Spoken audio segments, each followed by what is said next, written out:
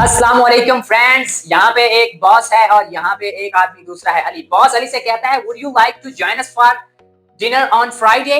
वो कहता है no I can not come. और बॉस का चेहरा जो स्माइल कर रहा था वो बिल्कुल, देखें आखिर ऐसा उसने क्या कहा कि उसने स्माइल करना बंद कर दिया। भाई जवाब पे थोड़ा सा ध्यान दें। उसने कहा would you like to join us for dinner on Friday, क्या आप फ्राइडे वाले दिन डिनर पे हमारे साथ आएंगे। उसने कहा no I can not come. उसने कोई रूडली जवाब नहीं दिया, कोई गुस्से से नहीं, उसने कहा no I can not come. लेकिन फिर भी बॉस के चेहरे से स्माइल डिसअपीयर हो गई, गायब हो गई। इसकी वजह क्या है? तो दोस्तों आज के लेक्चर में मैं आपको पोलाइटली एक्सेप्टिंग और रिफ्यूजिंग सिखाऊंगा कि अगर कोई आपको कोई ऑफर करता है तो आपने पोलाइटली किस तरह से एक्सेप्ट करना है, और अगर आपने रिफ्यूज करना है यानी इनकार भी करना है जिस तरह अली ने अपने बॉस को किया है, तो फिर आपने पोलाइटली किस तरह से करना है कि दूसरे बंदे को बुरा भी ना लगे। और हर बंदा यही चाहता है कि उसकी बात दूसरे को बुरी ना लगे। देखें दोस्तों, अगर आपने एक्सेप्ट करना है या रिफ्यूज करना है तो इन वर्ड्स को यूज करते हुए, यानी अगर आपने एक्सेप्ट करना है तो ये वाले फ्रेजेस यूज करें। अगर आपने ऑफर को एक्सेप्ट करना है, आपने अली की तरह बिल्कुल नहीं करना कि बॉस की स्माइल ही गायब हो जाए। ओके, आपने कहना that sounds good, that sounds great, या I love to join, I love to join यानी मैं जरूर आऊंगा। Count me in please, count me in please. Okay, ये वाले आपने एक्सेप्ट करने के लिए 3 फ्रेजेस यूज करने हैं। इनको बार बार प्रैक्टिस करें। एक बात मेरी आप ध्यान से सुने कि इंग्लिश हमेशा प्रैक्टिस से आती है, बार बार रिपीट करने से आती है। जैसे छोटा बच्चा हमारे अल्फाज को बार बार रिपीट करता है, इसी तरह आप कहें that sounds great, that sounds great. शुरू में फ्लुएंसी नहीं होगी, शुरू में आपको थोड़ी हेजिटेशन होगी, but gradually Aahista Aahista slowly आप पे ये फ्रेजेस पक्के हो जाएंगे माइंड के अंदर। आपने रखना नहीं है बिल्कुल भी, ठीक है? आपने जस्ट इनको बार बार रिपीट करना है। That sounds great, I love to join, count me in, count me in. Okay, अब बात करते हैं रिफ्यूज की। रिफ्यूज का मतलब होता है इनकार करना। फॉर एग्जांपल, आपको जिस तरह बॉस ने अली को कहा कि would you like to join us, क्या आप हमें ज्वाइन करेंगे, और अली ने रिफ्यूज किया है।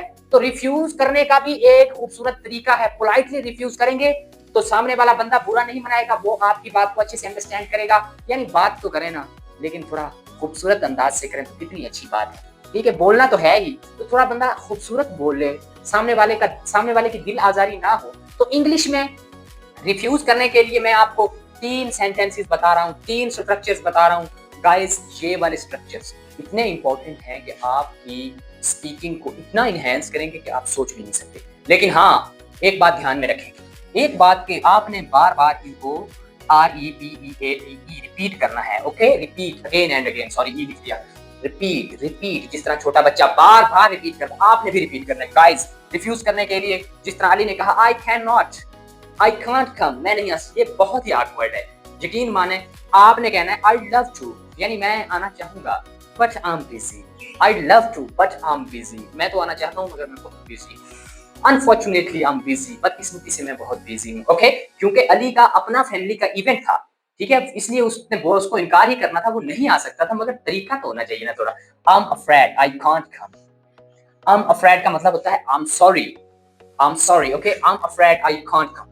तो आपने आज के बाद किसी को कभी रिफ्यूज करना है, यानी वो आपसे कुछ कहे और आपने इनकार करना है, तो 1, 2 और 3 ये वाले फ्रेजेस यूज करने हैं। ठीक है, आपकी लैंग्वेज नेचुरल हो जाएगी और सामने वाला बंदा हैरान रह जाएगा कि वाह क्या बात है, कितने खूबसूरत तरीके से इसने जवाब दिया है। अब बात करते हैं सजेस्ट की। सजेस्ट का मतलब होता है मीम शीन वाव रेहरा, मशवरा देना। ठीक है जी, अगर आप किसी को मशवरा देना है तो किस तरह से दें कि उसके दिल के अंदर आपकी बात घर कर जाए। ठीक है, तो उसके लिए सबसे बेहतरीन तरीका है हाउ अबाउट, फॉर एग्जांपल 2 दोस्त ही हैं, या सॉरी 4 दोस्त हैं, तो वो कहते हैं यार चलो आज ना हम किसी रेस्टोरेंट पे चलते हैं खाना खाने के लिए, ठीक है, डिनर करने के लिए, लंच करने के लिए, व्हाटएवर। ओके, तो कैसे आप उनमें शामिल हैं, आप क्या कहेंगे? आप कह सकते हैं हाउ अबाउट किनारा।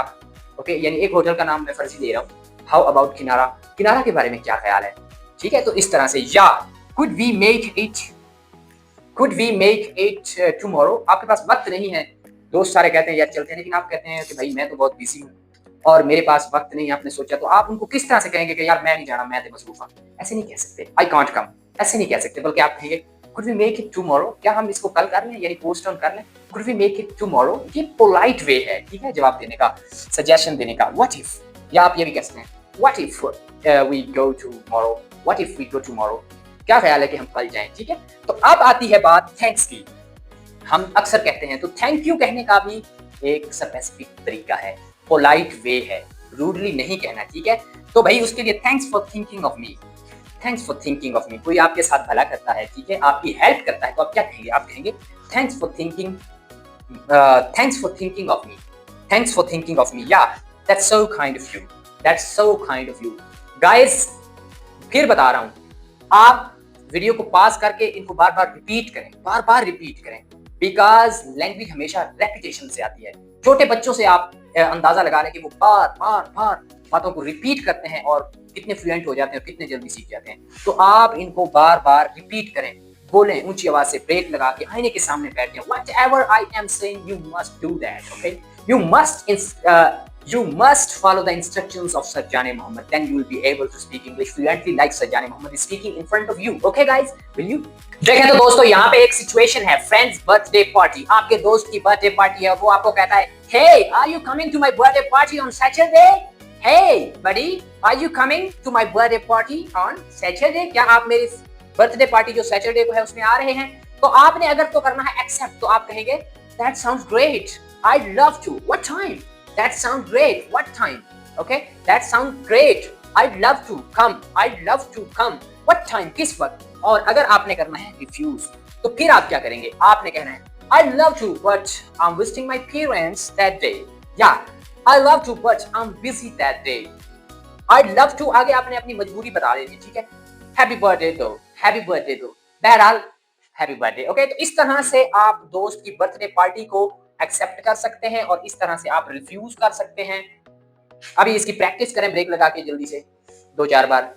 तो दोस्तों अब बात है बॉस वर्क डिनर। बॉस ने एक डिनर रखा है जहां पे उसने अपने एम्प्लॉइज को, अपने साथ काम करने वालों को इनवाइट किया है। बॉस कहते हैं Would you like to join us for dinner on Friday? Would you like to join us for dinner on Friday? क्या आप फ्राइडे वाले दिन हमारे साथ डिनर करेंगे? तो आप बहुत बिजी हैं, आप क्या कहेंगे भाई? आपने अगर एक्सेप्ट कहना है, सॉरी, अगर आपने एक्सेप्ट करना है तो आप क्या कहेंगे? I'd love to, मैं आऊंगा, ठीक है। I'd love to, thank you so much for the invitation. Invitation देने के लिए आपका बहुत बहुत धन्यवाद, ठीक है। Thank you so much for the invitation. और अगर आपने रिफ्यूज करना है तो गाइस आप क्या कहेंगे? आप कहेंगे I'm afraid, ये थोड़ा एडवांस है, I'm sorry की जगह, okay. I'm afraid I can't make it Friday. मैं फ्राइडे वाले दिन नहीं कर सकता। I have a family commitment. मैंने अपनी फैमिली के साथ एक कमिटमेंट की है, ठीक है। Can we postpone it till next Monday? क्या हम इसको नेक्स्ट मंडे तक पोस्टपोन ना कर दें, फिर सारे मिलके एंजॉय करेंगे डिनर, ओके, डिनर पार्टी। तो दोस्तों इस तरह से आप बॉस के साथ भी रिफ्यूज या एक्सेप्टेंस शो करते हुए पोलाइटली कन्वर्सेट कर सकते हैं, कम्युनिकेट कर सकते हैं। Thank you for watching.